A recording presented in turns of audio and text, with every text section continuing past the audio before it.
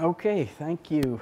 Thank you, Graham, and thank you to Green College. I wish I had known about this place when I was thinking about grad school. I definitely would have thought about coming here, especially the emphasis on interdisciplinarity. And what I want to talk about today, I want to take hopefully about 50 minutes, leave some time for discussion, is to look at managerialism and the nature of Canada, sort of looking at it from three different perspectives. The first, looking at defining managerialism and looking at it, giving some examples of how it has been a tragedy. Looking at the cod fishery collapse, but also what I've started to learn since moving to North Bay, a lot more about Indigenous politics in the area, and particularly the Algonquin land claim, and some negotiations that have been ongoing around how co-management might operate in Algonquin Park in the context of the Algonquin land claim. And then I'd like to shift and sort of finish off by talking a little bit about what management and managerialism in particular can mean in the Anthropocene, in a situation where the ability to command and control nature, or steward it and husband it, starts to break down, and we shift, especially within when discussing climate change, around management in the sense of coping and adapting, rather than attempting to control and steward, caretake. And then finish off with some discussion as to where we might go to get out of this ideology of managerialism. If not managerialism, then what? I'll be speaking through most of the talk. I'll be speaking and addressing the slides, but I have a few sections where I'll be reading. This paper is in process, so I'm really looking forward to the discussion afterwards, and including maybe some other case studies or other examples that I'm not aware of that might help with this project. For the final part on if not managerialism, then what? I just want to say I'm going to mainly focus on looking at qualitative descriptions of nature, as well as taking seriously a quote that Ursula Franklin made about how we should consider nature more like Canada considers the United States, as a superpower, something that we have to always take into consideration, not something that we can in any sense control or manage. So I became interested in management and managerialism by growing up in Newfoundland around the fishery. The cod fishery collapsed in 1992, and that was my second year in my Bachelor's of Science degree at Acadia. And I at the same around the time I graduated from Acadia in '95, John Ralston Saul came out with this book, The Doubter's Companion, and in it he describes management and managerialism quite a bit in many of the different entries. He talks about, basically defines managerialism as taking management, which is basically a tertiary tool, a method, and turning it into a central value, and applying management to all sorts of different domains, as if it were the ideal of our civilization. And in that, I think there's many different definitions of what managerialism is. There's two main ones, and in particular, the first definition that I'll talk about is getting a lot more attention today with regard to the financial crisis. And that is that managerialism can be defined as almost a class war, or a position where we have a group that within the corporate sector a group that's involved with organizing, planning, controlling the operations that occur within corporations that do not actually own the corporation. So a new class of actors that are not owners, but they do control what's going on within the corporation. And there's been different criticisms of this, talking about what happens when you have a separation between the conceptualization of work patterns and the execution, so the division between managers and workers has been a big one. But also within the corporate finance sector now today, you have the very same people who are making regulations about, let's say, compensation on a corporate board, also being involved with determining what the rules of the game will be in that realm. But what I'm less sort of interested in discussing managerialism as a class project, or the various problems that come about when you have this separation of thought or thinking knowledge separated from the practical application. And I'm more interested in managerialism as an ideology, and the assumption that it can actually be effective, that anything can be managed, that things that are managed are better than things that are not managed. Is this? Just when you're looking under read as well. Thanks. Okay. Should have checked that. As in microphones, yeah. Yeah. So this is the thing that I want to focus on today, is this managerialism as an ideology that is focused on the ability and assumes the ability for human beings and certain types of human beings applying a certain type of knowledge to be able to control and steward or husband the world. And like I say, I started off thinking a lot about working through Ursula Franklin's idea, when she has this quote in a recent collection that came out of her work, this article where she mentions this quote was written around the time of John Ralston Saul's piece in '96, where she says that the concept of the environment has become increasingly techno-centered and ego-centered, focused on the man-made milieu, and it's deflected attention or human awareness away from nature. Nature, under this approach, starts to become a passive background or passive backdrop to the man-made environment, to the created world. And Franklin explains that she uses the term man-made advisedly to reflect the gender of those who, for the most part, have engineered the new industrial environment that relegates natures, both human and otherwise, to passive backdrops. And this is a problem, Franklin warns, since for most of human history, nature's been regarded as independent, often dangerous, and usually unchallengeable. It's only within the last century that nature's been transformed from an autonomous power to a passive backdrop, she argues. And dispensing with mathematical abstractions, which will be a large part of this talk, of managerialism as a tragedy, I think is in many ways founded on the confusion between the map and the territory, taking the map for the territory. And Ursula Franklin certainly is capable of speaking in the language of mathematics and quantification. She's a member of the Royal Society. She's a member of the Order of Canada. She's a practicing metallurgist. Many of her writings have been on the history of science and technology, including she gave a wonderful Massey lecture in 1990 called The Real World of Technology. But she dispenses with mathematical abstractions to make her point, suggesting that the Canadian government must learn how to treat nature more appropriately, or could learn how to treat nature more appropriately, if it could look at nature the way it looks at the United States, as a tremendous, sometimes dangerous power with which one must live, end quote.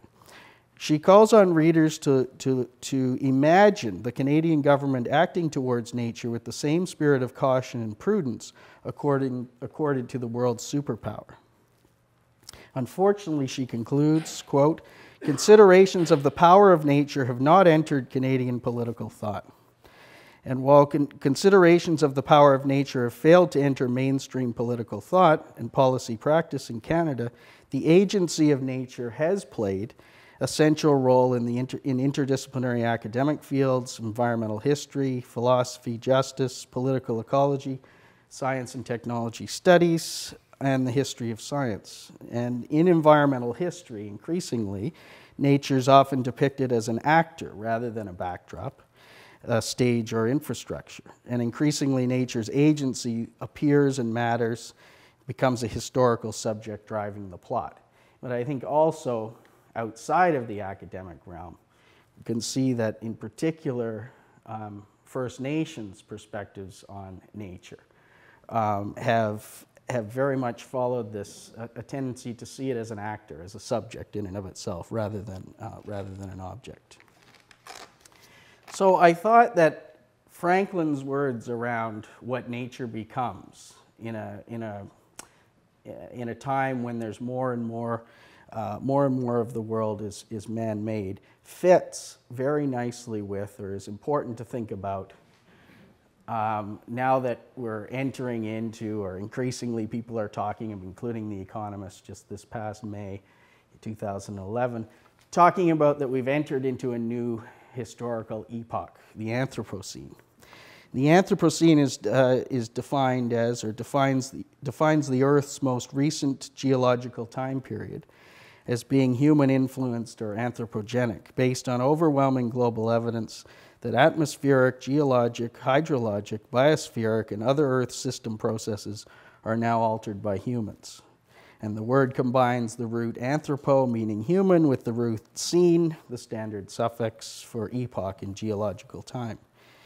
And there's some debate around whether the epoch is a new one or whether it's contained within the Holocene, the current epoch, which began approximately 100 or 10,000 years ago, about 8,000 BC, with the end of the last glacial period.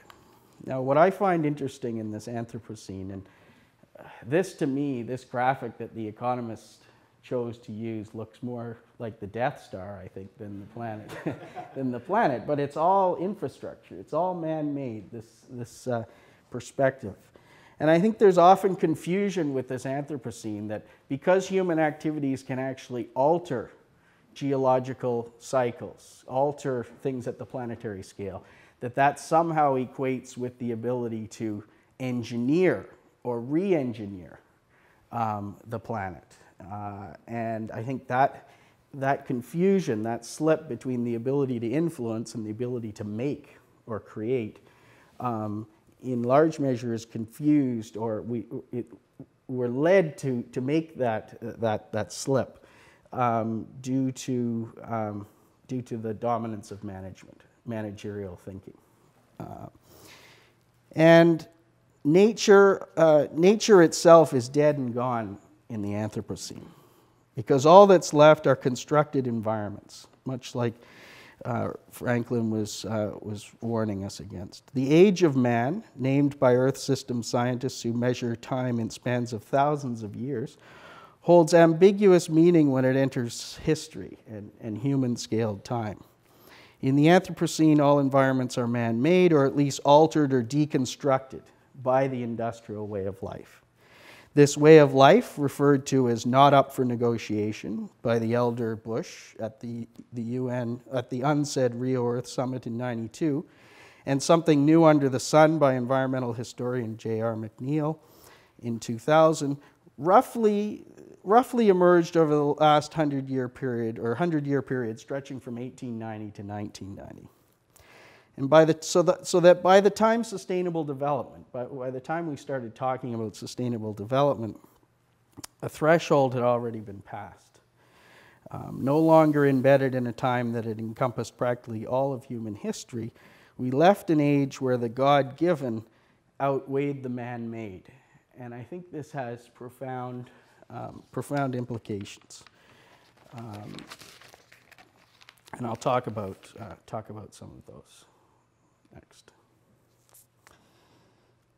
So, first thing I want to do is talk about managerialism in the sense of understanding the world as a manageable object and everything within it. And management, it's the root word for management comes from the Latin manus, meaning hand. So management involves handling things,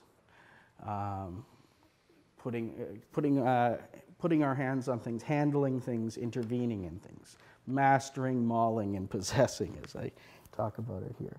And Descartes is usually put forward as sort of one of the many philosophers that puts forward this view of how we're to interact with the world. Descartes arguing that we human beings should become masters and possessors of nature, not only external nature, but also human nature. So we were to transform and change and improve upon what was given. And Peter Deer and other philosophers and historians of science have argued that science itself, or technoscience, the combination between Enlightenment, positivist science, and the technologies that go with intervention based on that knowledge, has talked about scientific activities as having two characters, two sides. One is the pride side, hubris, or the ability to control and dominate. The other side is a charitable side. That is when we see suffering, we see things happening in the world that we want to change. Management also comes in to offer a solution to that. So these two sides, I think, exist within management discourse and practice as well. There is a prideful side, sort of an emphasis on our ability to, let's say with the geoengineering language, the ability to actually change through injecting aerosols or other things into space, reflecting more of the sun's rays away. But I think there's also, and that is easier to critique, I think, but there's also this charitable side, which I find more difficult to critique within the managerial discourse. And the charitable side, I think, also carries with it a moral dimension, which the second meaning of management, which I'll be talking about next, the stewardship or caretaking meaning, I think that that's when the second side of science or of management comes in, and it's important to realize these two forms. So in general, when we're thinking about management as control and managerialism as a focus on control and controllers, it's important to realize that management as a control strategy exists by transforming processes and people, by imagining them as objects that can be handled and manipulated.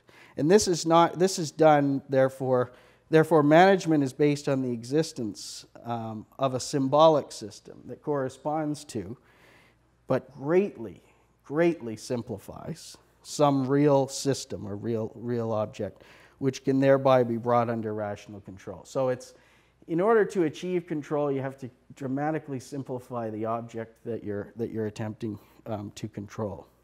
And the metaphysical shift that saw nature replaced by the man-made, the Anthropocene, was imagined in Europe, but it is spread around the world as natural history and philosophy transformed into the natural and social sciences.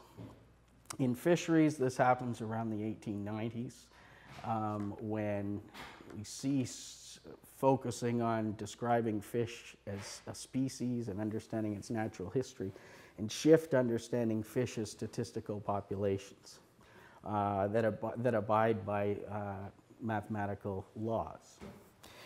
So there's this change into quantifying, a shift from qualitative descriptions into quantifying descriptions. And the use of a quantitative methodology was a major accomplishment and a detour from the traditional work of natural historians and philosophers who, up to the end of the 19th century, displayed, and I would say even today, myself included in this, they tended to display a pronounced aversion towards measurement and numbers. There was a resistance to taking on this way of knowing. However, researchers with an eye to assisting the state especially the Prussian state, German state, such as the Prussian biologist Friedrich Henke, suggested that this aversion to measurement in numbers had to change if knowledge of nature's laws and the advancement of practical resource conservation were to occur.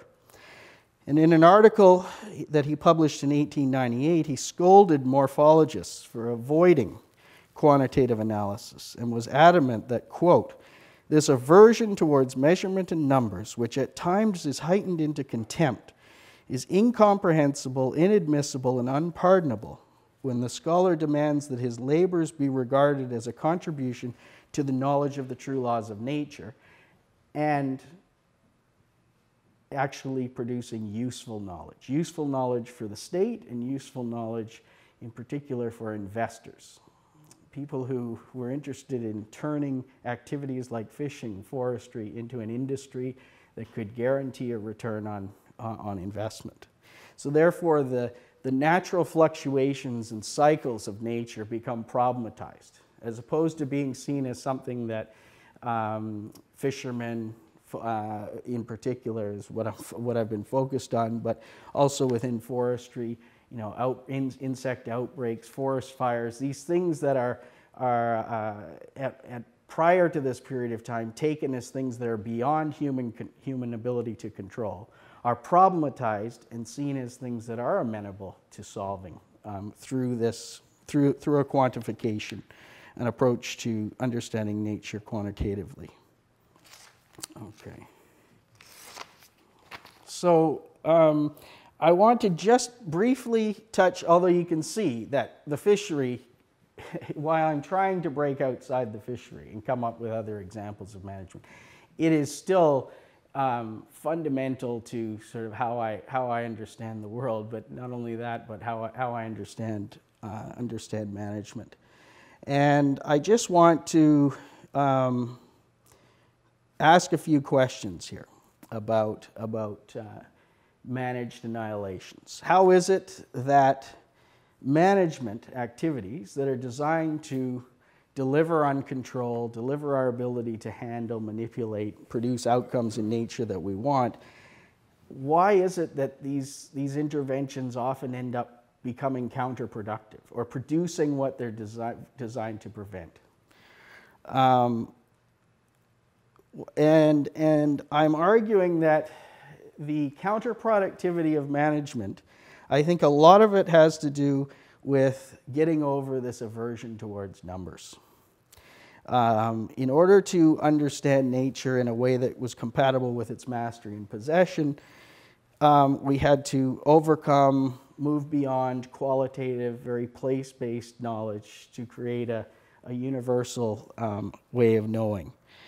And I think it's very important here to realize, I think this is also where the ideological aspects of managerialism come into play. And I just want to focus on one concept, which again is in fisheries and forestry, wildlife management, the idea of maximum sustainable yield.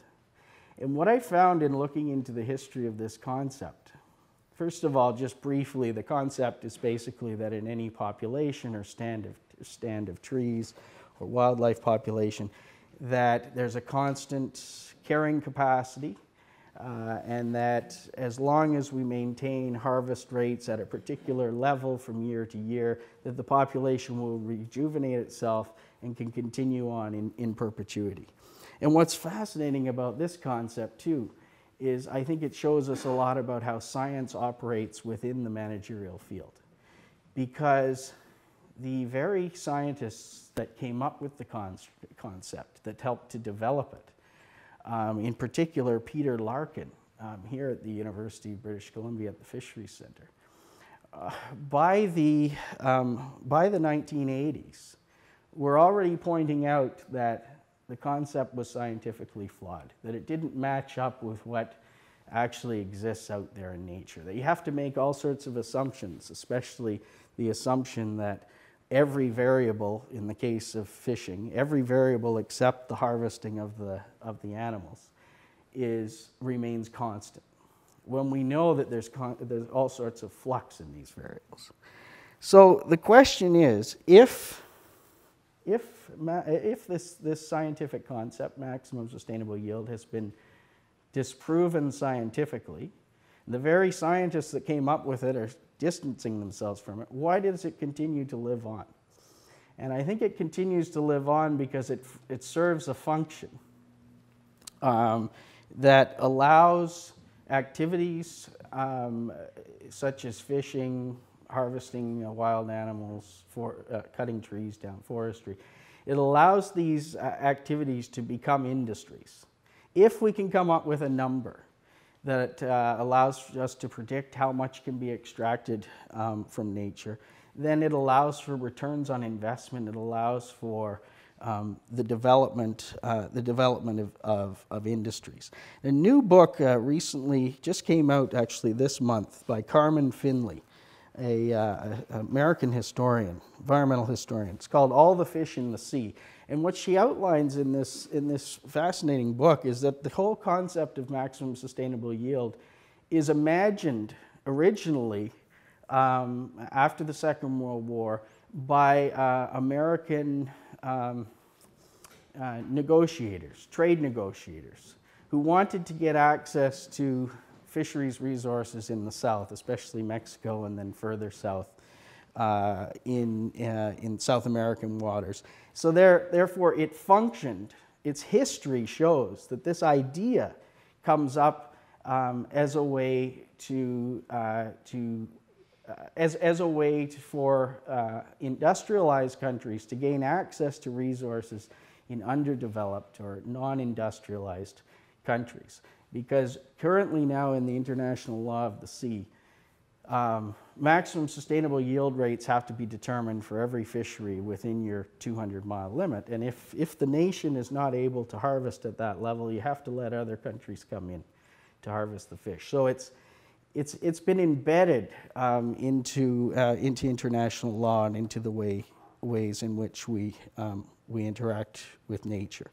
And I think this is a classic case of what Whitehead has called the fallacy of misplaced concreteness, or reification. But I always find reification much more difficult to understand than the idea of misplaced concreteness. In other words, mistaking, again, the map for the territory. And what this allows as well, not only the creation of industries, but understanding nature as a factory, as a predictable generator of surplus that can be skimmed off. Okay. Now the second meaning of management, and I think under managerialism we see this concept spreading as well, is management as caretaking.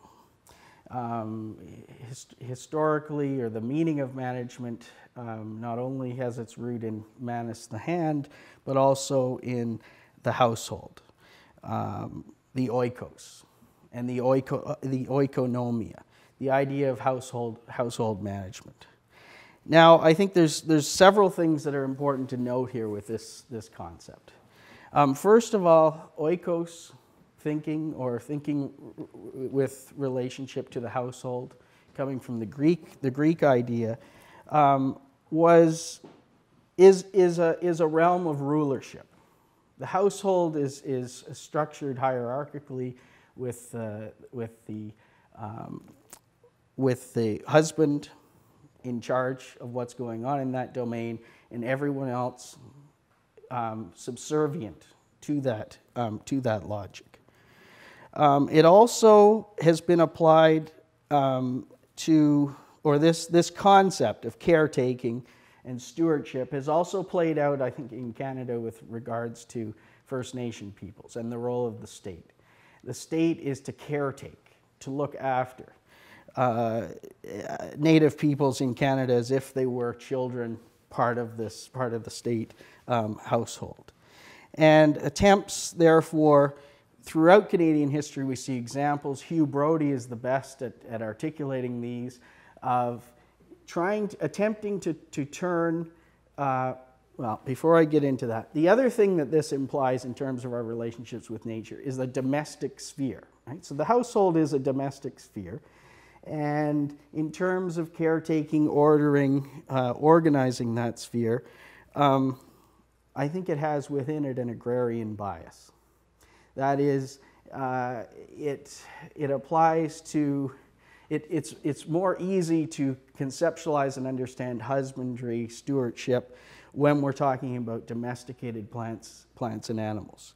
And it also, I think, helps to show how throughout Canadian history there have been examples of attempts to turn hunting and gathering peoples into farmers. On the prairies was one example of that.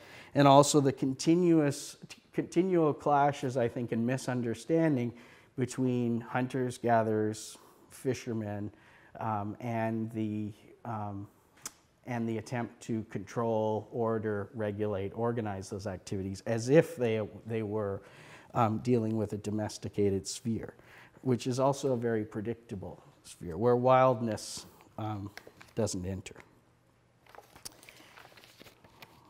So contemporary environmental,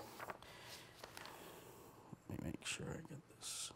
So contemporary environmental management emerged and was institutionalized in Europe and North America from the end of the 19th century as a technocratic problem-solving activity, charged with applying positivist science to deliver practical assistance for state administrators.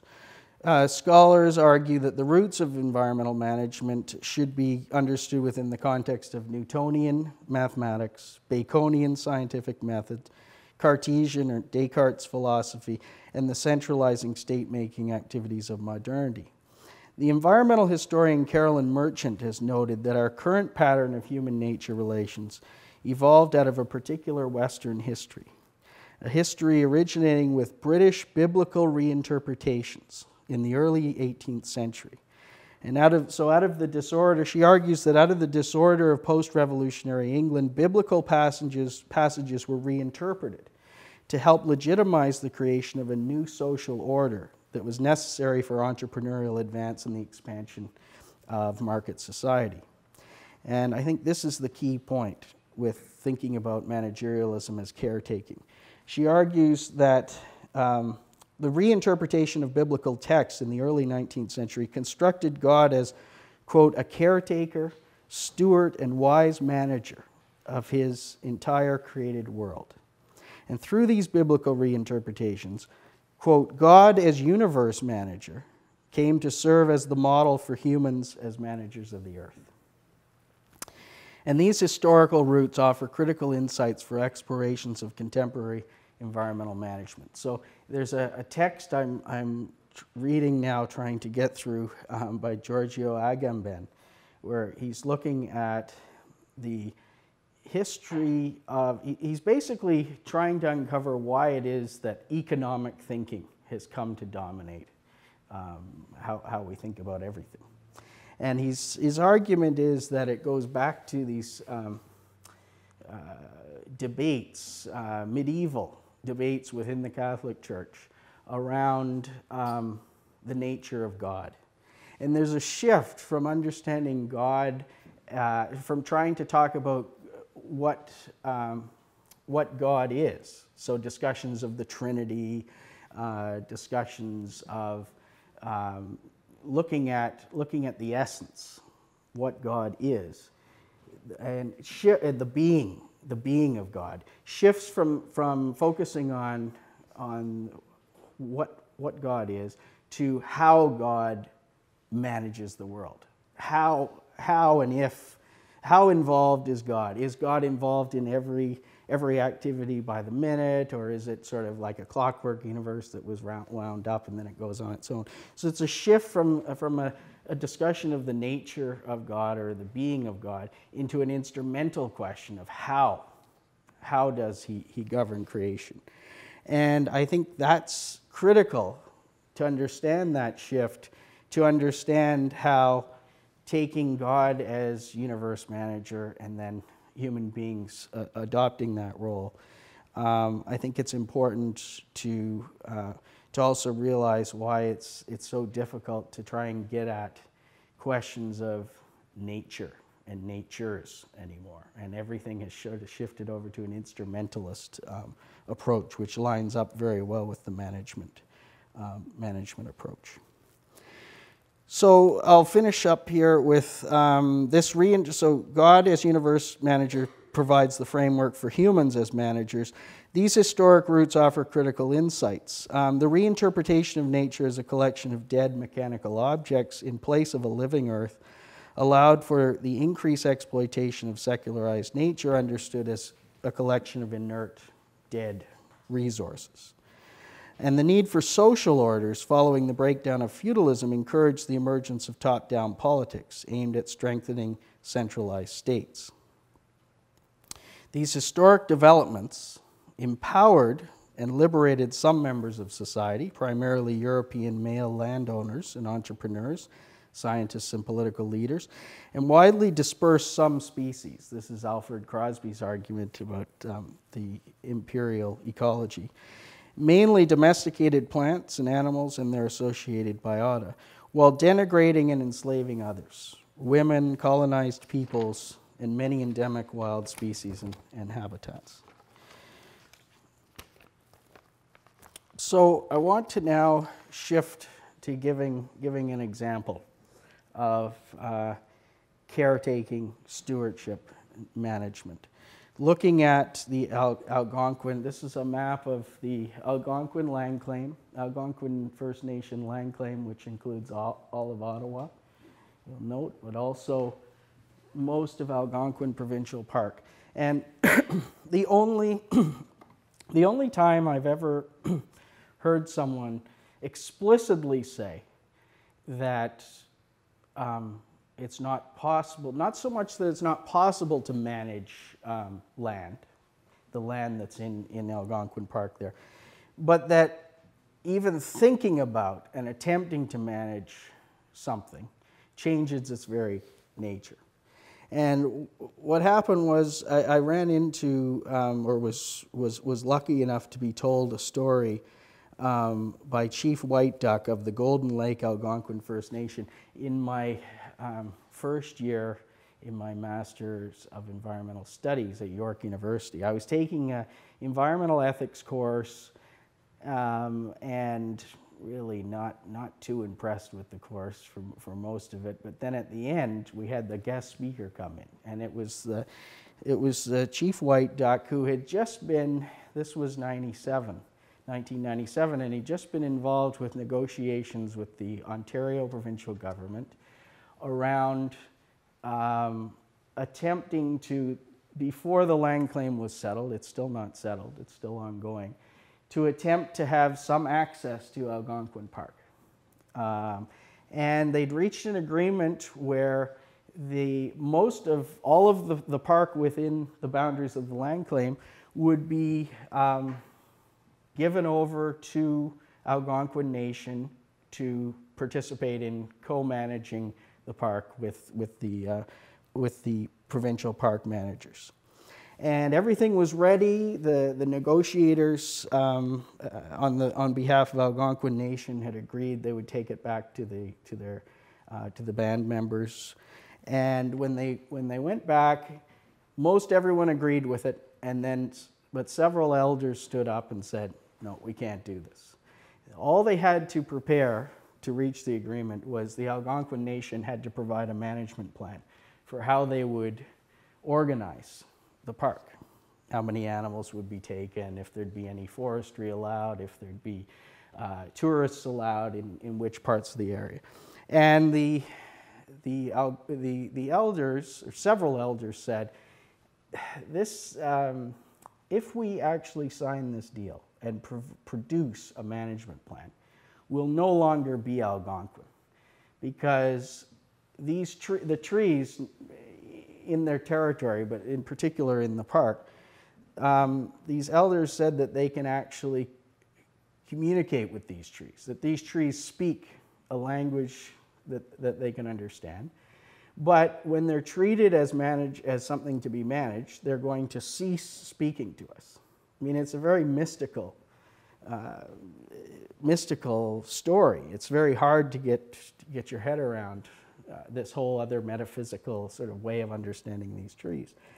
But I was struck by it because in the end they didn't come to an agreement. They decided that it wasn't worth signing and attempting to create a management plan because it would change the very nature of the land, of the trees in particular, and remove their subjectivity, and then they would just be understood to be dead resources. And then what was the point of having access to the park and land and territory if you couldn't organize it according to the way of life, the philosophy and the metaphysics embedded in that way of life? So here's, this I think is an example of the difference between manageable nature and unmanageable nature. Unmanageable nature is, what I've taken from this story, is that unmanageable nature is a nature that has subjectivity and agency as opposed to being seen as a resource, either a natural resource or a human resource, human beings. And again, I'm still attempting to work through that story that was told to me. But it stuck with me because up to that point, I was very much focused still on management, on the efficacy of management. Like, how can we create a better form of management? Maybe if we get away from positivist science and adapt and embrace ecosystem thinking, holistic science, maybe then that'll be the answer. But what I thought with this is, it's beyond that. It's not just a particular efficacy argument, it's a legitimacy argument about management. And now for the remaining time here, I want to shift into, therefore, thinking about what management can mean when we're entering into the Anthropocene, but in particular with the massive changes underway due to climate change. And I came about this, learned about, no, I'll go to that. Starting off with a year ago, in August 2010, a piece of ice broke off from the Petermann Glacier in Greenland, one of the two largest remaining glaciers in Greenland. The ice island had an area of 100 square miles, and it was 4 times the size, this is an American piece, 4 times the size of Manhattan. It had a thickness up to half the height of the Empire State Building.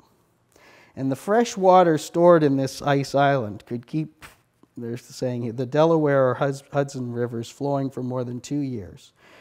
Or it could keep all U.S. public tap water flowing for 120 days. Like, just the scale of this thing, it's practically impossible to get your head around this. So what does management mean under these conditions? And I think increasingly management now is used no longer to mean handling, manipulating, changing, but much more management as coping, like I just managed to get by. You're not in control of anything. You're not even in the comfortable domestic sphere of the household. This is just an attempt to get by, dealing with, coping with. But I think, therefore, it appears to really undermine the hubris of management as control and caretaking. But I think what's important to realize is still under managerialist conditions, management as coping and adapting is simply coping and adapting to the Anthropocene itself. You know, to the fact that our attempts to control the world have gotten out of control. And also, it has a tendency to, as we know within the climate change realm, that certain things we are told we must cope and adapt to are beyond change. And other things, well, we can change and adapt. And I think it tends to be about putting the emphasis back on human beings and trying to manage human behaviors and activities, not attempting to manage external nature, but manage human beings. But that management of human beings is very selective. And it often those who are made to cope and adapt are certainly not the ones that have initiated the global change. So this brings up, I think, many moral and political questions around who's coping and who's adapting. And should we, ought we, to cope and adapt to the Anthropocene, or ought we attempt to try and change, try and question the underlying drivers that created the Anthropocene in the first place? And because I was moving away from North Bay back to Newfoundland over the summer, I realized that this iceberg, or ice island, not really an iceberg, was ending up coming, it was going to be down around the St. Anthony off the northern tip of Newfoundland, where I grew up, and I was going to be going back there in the summer, so I thought I would try and go and see this. And I was looking into some of the iceberg, how icebergs are seen in Newfoundland now. Since the collapse of the cod fishery, the Grand Banks of Newfoundland now are being heavily exploited for oil and natural gas. This is the Hibernia platform. It's a gravity-based structure in about 60 meters of water that is pumping out gas from the Grand Banks. And as I was preparing the talk and the paper, I looked into, I didn't realize this, but they actually have an iceberg management strategy for Hibernia. And this is where I started to think, well, this is managerialism as farce. I mean, here we have a situation where the very industry that's creating the iceberg, the melts, global climate change, is now attempting to manage it on a small scale. And I think it illustrates the shift within climate change discussions away from talking about mitigation, more into adaptation and coping and adapting with the surrounding climate change. So I looked online. They have a website, talks about the ice management. It talks about that the platform itself, this structure, is designed to resist the impact of sea ice and icebergs. It can withstand the impact of a 1 million ton iceberg with no damage. It can withstand contact with a 6 million ton iceberg, estimated to be the absolute largest iceberg that could drift into the water, into the Grand Banks, because it's relatively shallow water, 60 meters. And that an iceberg that is 6 million tons is estimated to occur once every 10,000 years with repairable damage to the structure. But in addition to that, they also have active iceberg management to prevent the icebergs coming in close contact with the structure. And this is an image of them lassoing, what they call lassoing the iceberg. Again, the agrarian metaphors, but lassoing the iceberg with these transport ships, which have replaced now on the St. John's Harbor. We used to have a lot of draggers along the shoreline. Now there's a lot of these supply tugs or boats. So they lasso the iceberg and drag it away, and they say it's, if they're trying to keep it away from a structure, they don't have to tow it very far. They just have to sort of nudge it out of the way, and then the currents will get it around. So I thought, okay, how does this iceberg management system make sense of an ice island like this that's coming down? So this iceberg, this ice island, this picture of the ice island is a digital photograph of the ice island seen in the upper right. This was taken on August 29th this year, 2011, by an astronaut orbiting aboard the International Space Station. So this was taken with a digital camera of the ice, and I started looking. There's all sorts of tracking of this ice island as it was coming down July 14th. This is the tip of Newfoundland, and this is Labrador. The southeast coast of Labrador is getting down closer, July 25th. When it broke off, it was 100 square miles. By the time it was down off the northern tip of Newfoundland, it had been broken up several times and was now down to 50 kilometers long.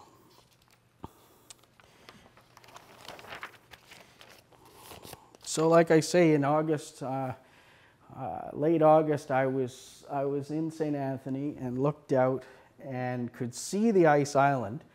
It was quite grounded quite far off the coast there, but there were lots of other small icebergs around it.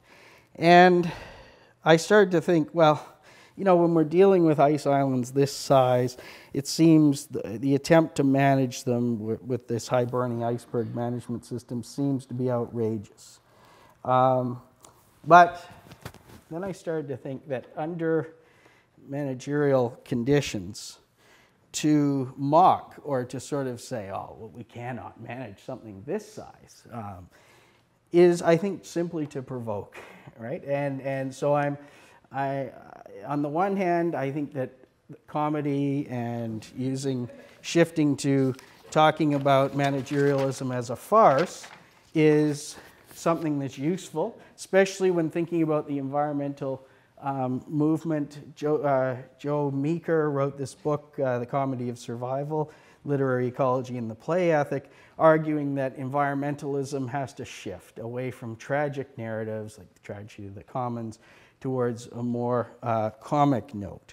And as an attempt to get at the pride and the charity types approaches, which are very serious in managerial discussions, that this might be a way around it.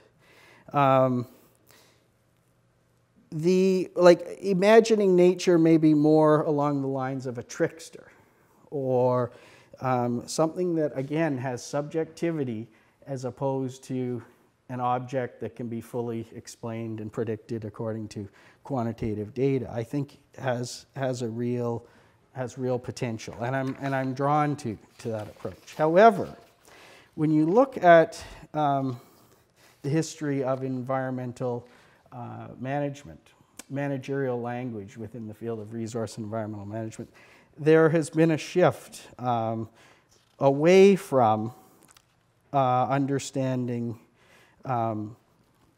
environmental management as command and control or caretaking and stewardship towards coping and adapting. However, this hasn't stopped the advance of managerialism. And I'll just read a little bit on this change here. The traditional understanding of environmental management is the subject of growing criticism and re-articulation. From a historic state-based focus on predictability, stability, command and control, contemporary environmental policy and governance increasingly advocate a diverse collection of participatory and adaptive learning strategies to cope with uncertain, complex, self-organizing eco-social systems. Right? The shift away from single species or silo-based management to complex ecosystem-based management. This shift in emphasis is understood primarily, this shift in emphasis from policy interventions understood as control-oriented to policy understood primarily as coping has led to the erosion of traditional boundaries between policymakers and citizens. This change suggests that environmental policymakers are active participants embedded in these dynamic self-organizing systems as opposed to objective observers of a Newtonian clockwork universe who have access to a transcendent God's eye view. The increasing use of the term self-organization to describe ecological and social systems has wide-ranging scientific, political, and ethical implications, as the formerly managed come to be seen as potentially self-managing. Now, the problem with this, I see, is this has also taken place within the neoliberal erosion of the state, of central planning and the state itself. So in many ways, at least in Newfoundland with the fishery, this rhetoric of self-management, self-organization has led to a downloading of a lot of responsibilities that once were the responsibility of the federal government onto the fishing industry itself. But what I think this also does is it gets away from the distinction between managers and the managed to a point where everyone and everything becomes conceptualized as a manager. So as Wilson and Bryant, who are human geographers in the UK, as Wilson and Bryant proclaim, quote, all humans can be considered as environmental managers insofar as their livelihoods are primarily dependent on the application of skill in the active and self-conscious manipulation of the environment.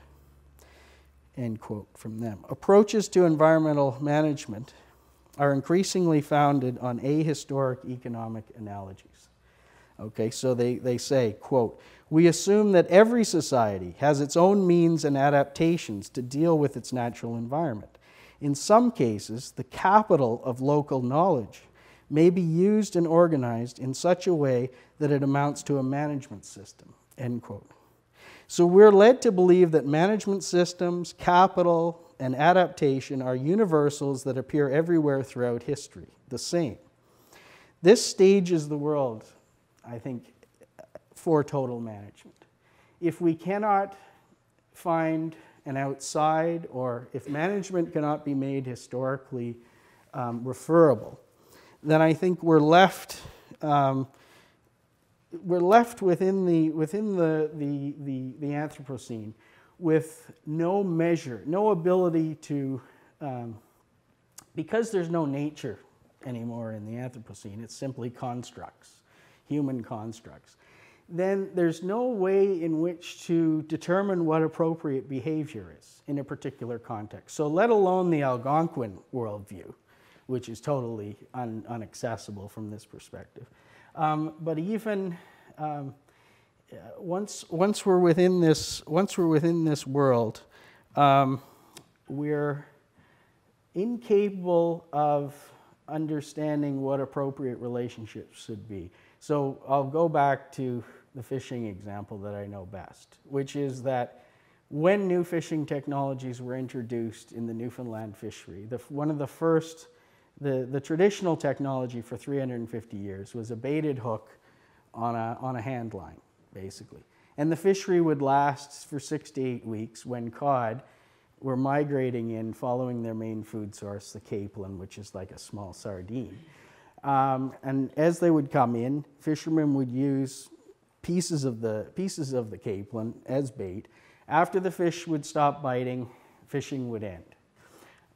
Due to problems in the mercantile system itself, merchants start to encourage fishermen to use new technologies. And one of the first technologies is the cod jigger, which has an image of a capelin on it with hooks. But the cod don't go and bite for it. All they do is you drop it down into a school of fish and jig it up and down, move it up and down, and catch them anywhere, in the side, in the tail, in the head, and pull them on board. And what this allowed for was the fishing season to be extended and for debts to be paid off to the merchant.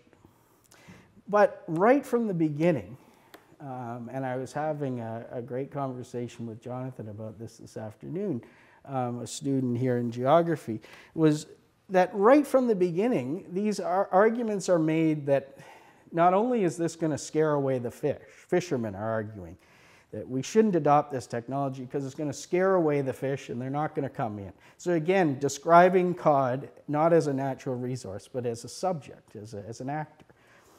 But also, and I think very importantly, is it also degrades the character of the fisher person themselves and their community, because it's unbecoming. You don't just go out and catch fish in any way possible. There's a certain, there's a right, correct way to catch fish. And this argument around technology and the constitutive nature of technology, that it not only changes the external world, but also the character of the people who use it as well, I think is a very advanced understanding of the role of technology exhibited by people who, basically were illiterate during this time period. There's no scientific knowledge underlying this. This is a way of interacting that also allows for the limit to be based in the nature of the fish and the nature of the fisher person.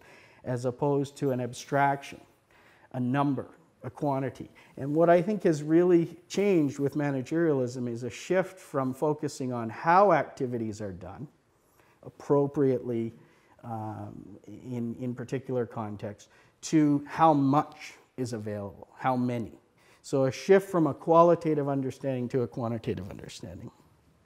So to finish off, I just want to show that a study in 2007 by AMAC, an environmental consulting agency, looked at the iceberg management system that Hibernia's set up, and they analyzed it. And right at the back of the report, they have this question: where have all the icebergs gone? So they talk about how the iceberg, sea ice conditions are declining. They accept the IPCC report that's illustrating the increasing warming and the shrinking sea ice. Then they say that these environmental changes directly affect the Labrador Sea and the Grand Banks and are front and center in the debate over global climate change. They also have implications for renewed interest in exploitation of offshore gas fields in the Makovic Bank and central Labrador Sea. So they're arguing in 2007 that the icebergs are increasingly going to go, but that this should be seen as an opportunity rather than any sort of threat to the system, because it's going to open up more access for oil and gas development. So to me, this is an example of managerialism as farce, as not looking at the underlying drivers that are leading to the change. So to finish off, I just want to say I want to address, if not managerialism, then what? And I started thinking about this after I made it to St. Anthony. I saw the ice island, which was just off to the left here, out on the horizon. But then a friend of mine took this picture of me. This is me down here. This is the iceberg. Just a chunk, just an iceberg that broke off of the island. I mean, this is nothing. This is just a tiny little slab. And thinking, how has this relationship, human beings, to this, to the scale of all this, how can we recover a sense of proportionality in the context of the Anthropocene? And I'll leave with two suggestions that I'm sort of building on or trying to explore in more detail. One is, I think, a renewed aversion towards numbers. I think this is something that had to, in order for managerialism to become as strong as it is, numbers had to be taken as something that we were as familiar with interacting with as real concrete things. So I think a renewed aversion towards numbers, a questioning of maps and how well they correspond to the territory is an important first step to retrain our thinking. And then finally, nature as subject, to start thinking about how relationships to nature in Canada would change and alter if the targets of management, instead of being seen as objects amenable to handling and manipulation, are seen as subjects in and of themselves. A move away from what Martin Buber called I-it relationships to I-thou relationships. And that's really where I'm at, just beginning to try and explore what some of these alternatives might look like. So thank you very much.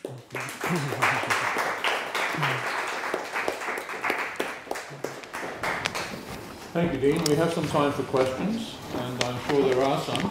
So I see lots of hands, and I'll take them first there, then Tina. There's a song in Newfoundland called The Squid Jigging Ground. Yes. Is that the same for the thing you were talking about? Yeah, well, definitely, and that really illustrates too the social nature of the. Yeah, and I really have been in my own training and sort of education. I'm getting there. I started off with the natural sciences, sort of moved into the social sciences, getting into the humanities, and that's where I see more and more where lessons can be taken from, sort of popular culture, things like this, yeah, Squig Jigging Grounds. There's also lots of songs about berry picking and sort of subsistence interactions with nature. So yeah, definitely the popular culture angle. I'm going to have to start hanging out more in the folklore department, I think, at MUN than maybe the biology department. Yeah. Well, that actually fits well with what struck me at the end. Renewed aversion towards numbers particularly, but also nature's subject, suggests to me that you can't get to a different way of managing, if you want to still use that word, without talking about capitalism. Really, I mean, because, Yes. I mean, if you, this is all tied up with something that's much larger, isn't it? Yes. And it's kind of the elephant in the room. So I just want to push you on that, to kind of, because that's what you're really grappling with. And when you speak of subsistence, you're really talking about what management might look like if you didn't have capitalism. So under capitalism, are you thinking that managerialism, capitalism and managerialism seem to go together? How does capitalism fit, or does it fit in your brave new world of a better managerialism? I guess is my question. And the second thing just falls from that, and that's a question of scale. Is the problem, or one of the main problems with managerialism connected to capitalism, simply the scale of the enterprise, and that when you deal with smaller scales, some of the problems inherent to what you've been discussing. When the icebergs were small and you could get the lasso around them, did it work better? I don't know. I mean, you know what I mean? Yeah. You're talking about managing a local area, or one caribou population. I was actually thinking a lot about caribou management. Is that different? I don't know. So those two questions. Yeah, no, definitely the capitalism, I think, with the whole drive to problematize the fluctuations and change, natural fluctuations in wildlife, availability of wildlife, or where they are at particular times. The caribou example becomes, I think, the reason why it becomes problematized is because of the capitalism, the need for a return on investment, a stable return, ability for people to make investments and have some risk involved in it, but calculable risk for return on investment. So that's core to the whole rise of managerialism, and especially the quantification. However, the application of managerialism, and I know that I think that it is capitalism, but it's also the industrial mode of production, I think. And therefore, so in the Soviet Union, you still had the adoption of a lot of like Taylorist scientific management techniques into central planning. That there was still the idea that managers as a class they weren't proletariat, but they weren't capitalists either. They're this middle characteristic, sort of a technocratic thing, similar to what we're seeing now with Greece and Italy, with these new people elected. They're being called technocrats, people that can get around, get things done in a way that appears to be apolitical and amoral, or definitely amoral, neutral, scientific. So yes, it's capitalism, but I think it's also the industrial way of life that was then shared by, like the problem that I see with Marxist critiques of management is that it's very much still doesn't necessarily challenge the controlling notion. It's who's doing the management. That's the that's the issue, which doesn't help me understand necessarily this Algonquin story necessarily. So yes, the drive to quantify is very much tied up historically with a shift from mercantile into industrial capital. Scale, yes, scale is important, but I think because management, or at least one meaning, is this oikos, management of the household, when the earth starts to be seen as our household, I mean our home and household, oikos type thinking is often seen as environmental, and I think at least on the management issue, it has to go further than that. So if scale is tied to seeing the whole earth as human, as the human domain, as the domestic domain, that would be where I'd want to look at the history of sort of the rise of the economy, that where it breaks out of the household and starts to be seen as the whole thing. I've been still reading, trying to get into Hannah Arendt's stuff on that, on the rise of the household in the human condition, as that becomes the focus, and therefore management can be applied everywhere because it's broken out of that domain, and then problematizing that domain as well, like the household. Is that an appropriate metaphor for us to think about nature? Okay, there's a question back over there. Manager, I'm one of the grad students in history department. I was going to ask, so you answered that, so good work. I also had another sort of a comment and a question.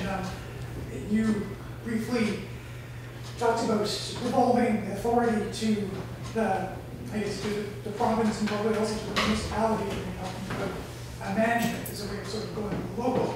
And you said there was problems with it because you're devolving authority, but you're not devolving resources, so you can. Yes. It's a classic problem. But I'm just curious, are you familiar with some of the criticisms in agrarian history, specifically the writings of Jess Gilbert, who's criticizing Scott and high modernity, and arguing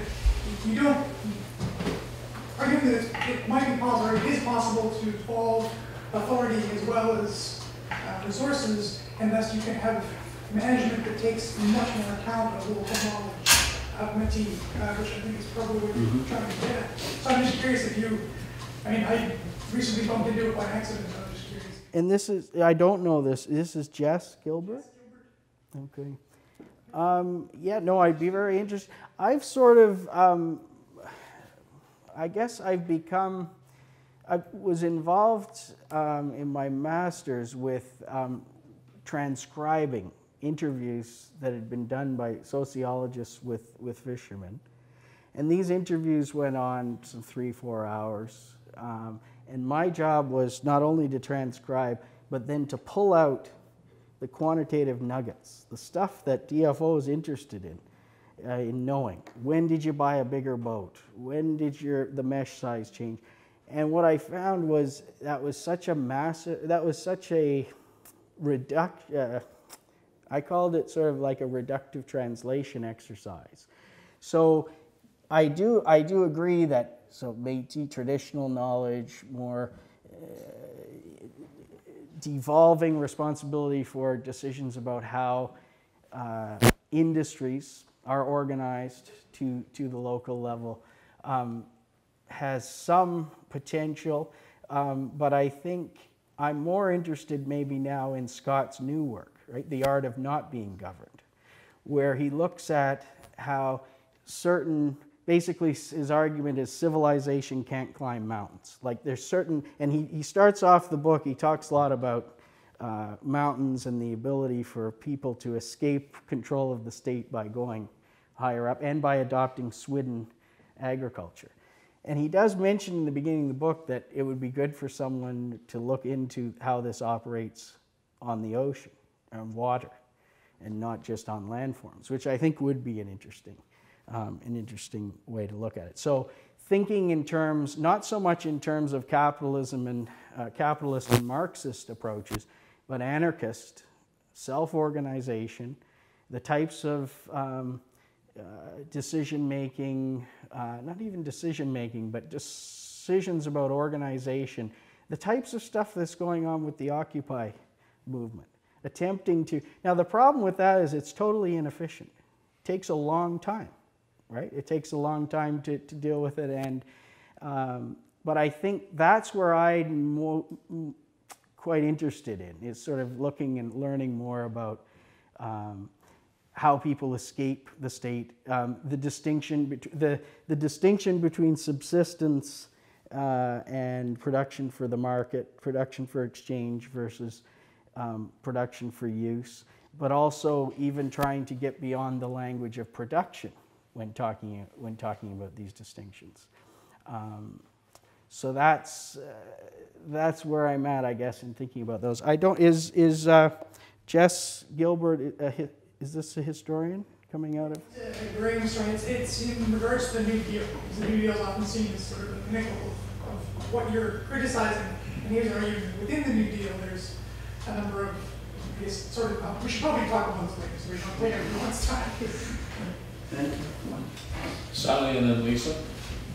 Hi, I really enjoyed the presentation. I found it very thought-provoking. I spent my career in land management. So two-thirds of it in industry and 1/3 of it here at UBC teaching students how to do it through GIS and mapping. Yes. So thus I found it very interesting. But I would argue a bit with it. I don't think we look at it as managing a household at that kind of micro level. And I was going to also say what Tina said. I think the scales are they're very thought-provoking, but they're problematic to me in looking at a small piece of land, relatively speaking, versus the biggest thing we can think of as the humongous iceberg. And I'm interested in what Tina said about capitalism as well.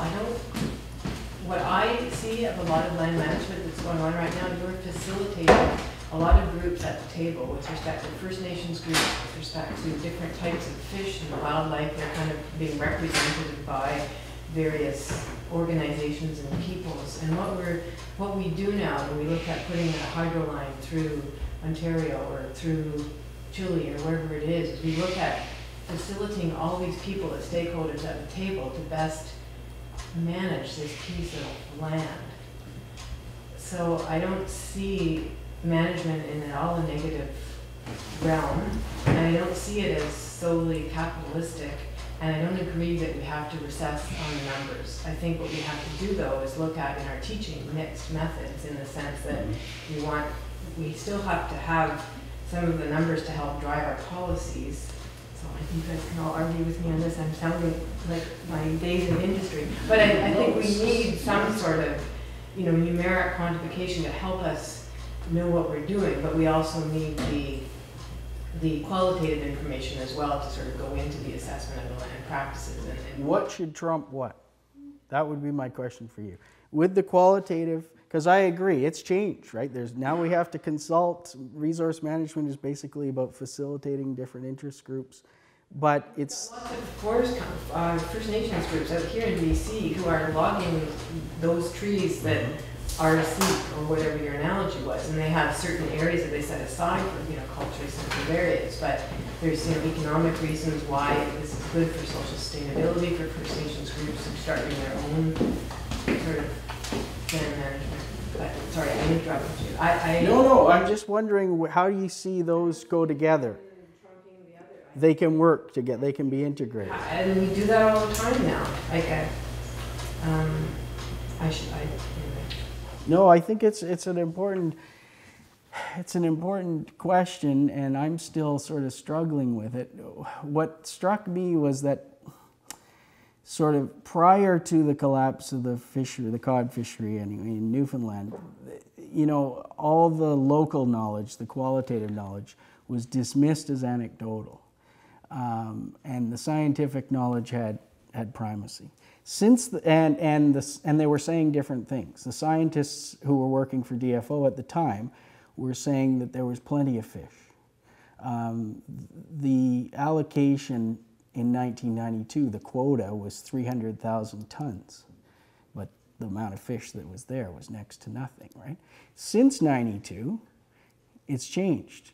Now you have the inshore fishermen, many of them saying, the fish are coming back. We're seeing more, like in this particular bay, a small scale issue again, we're seeing fish come back, cod come back. Scientists are saying cod should be declared an endangered species. So it's flipped, right? The conception of how abundant cod are has changed. Science has gone from saying there's lots of them to saying they're endangered. The fishermen, inshore, small scale, have gone from saying there's a problem, there's very few fish, to saying that they're coming back. So the political question for me is who do you listen to? Who should have primacy here? Science continues to have primacy in these disputes. So the integration of the two, please, yeah, Tina. Lisa? Oh, no, I'm just going to say, they're talking about different scales, Dean. Yeah. It's Right, it's the same with right. polar bears. Right, okay, okay. Locally, and then you're talking about a larger a population that ranges over a larger area. Sorry, that was just my... No, good, yeah, yeah. Also, I think they're talking about that fishing for what? Fishing for local consumption or fishing as a global commodity, right? So it certainly is commercially extinct as a global commodity. But then it raises these questions about what, which I imagine in the land use planning area is the same thing. Like, what should the land be used for is probably a key question in trying to determine how we go about organizing how that land will be used or whatever. I don't know if it's an answer. No, it's a good discussion, thank you. I don't know if mine's only a question, maybe more just a comment, but you're sort of starting to bring gender out a little bit in your work, and I think especially around, well, any industry, but around labor and gender and labor. I think your concept using Ursula Franklin's man-made, because that was who generally was conceiving these technologies. I think it would be interesting, if you're doing historical analysis, to try to pull that out more in your work, because I keep pushing toward that, and it would be really nice to see more of that come out through your work, because I think it's an important element to it. Yes, yeah, and it definitely is something that I haven't done as much on. But you do, it is coming out a little bit in your work. Yeah, definitely, and the changes from household production to industrial production, the shift from and it was a gendered division of labor in the household, with primarily men doing the fishing and women doing the curing of cod, and then that shifting with the industrial period towards still a gendered division of labor, but the scale again going up. Men primarily as wage workers or operators of trawlers away for weeks at a time, and then women and children, in many cases, are young people working in the fish plant, and being both of them being turned into wage labor, and then being susceptible to the speed up of the tailorized scientific management approach tied to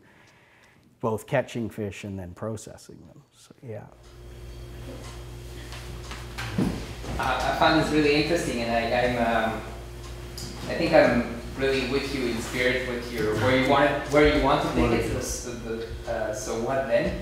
But I'm wondering why you want a renewed aversion for numbers and not a renewed aversion for, say, capitalism. It seems to me that numbers are just a technology, and that if you want an aversion to numbers, you're kind of falling perhaps in a bit of a technological determinism, where you're giving numbers too much power as opposed to the system in which numbers are being used in particular ways. Yes. Yeah, no, that's a very good point, and I think it comes from maybe again being too close to the case. I mean, to the cod, and really that shift from natural history into, definitely it's occurring under capitalism. Yes, yeah, point taken. I mean, but have you found any authors in particular, like the I'm telling you this from Foster? personal experience because I was very much scared by the categorization that is required by the application of numbers. That's what I had a lot of, I still have a lot of problems with that classification. But at the same time, I've been thinking a lot about this idea of technologies and how technologies are seen as what either solves problems or causes them, and that's how I've been trying to rethink this issue of numbers, of the use of statistics, and the use of say GIS, so the various kinds of, really in the end, technologies for understanding the world that then can be co-opted for whatever nefarious purpose one may think they can be used for. So I guess I don't have a suggestion of where to find this argument articulated in a better way, but I think. But instead of focusing on the categories, maybe you're saying focus on what's driving these categories. Why do these categories come about? What is leading to them being used in particular ways? Yes. What is behind that form of use? Right. I think that's sort of what And I think that can be combined with an understanding of technology as constitutive, like not as a neutral tool. I mean, the jigger is not, like, we usually think about technology, the hammer can be used to put a nail in or to hit someone over the head, as opposed to thinking about it as it has ontologies built into it. Like the jigger doesn't need the fish to be hungry to go for the bait. That breaks a natural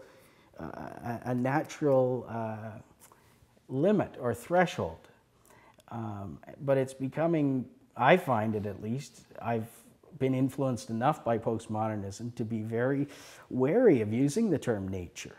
That seeming to be reduced to essences, you know, and how nature's being defined is very much tied up with the political context or milieu or desire. So yeah, no, it's helpful. I'm usually I don't get the idea that I should go after capital even more, but so I appreciate it because it is underlining all these things. That shift from mercantile into industrial capital, there seems to be a lot going on around the 1890s up to the 1930s, that sort of progressive era, a lot happening to unpack and understand.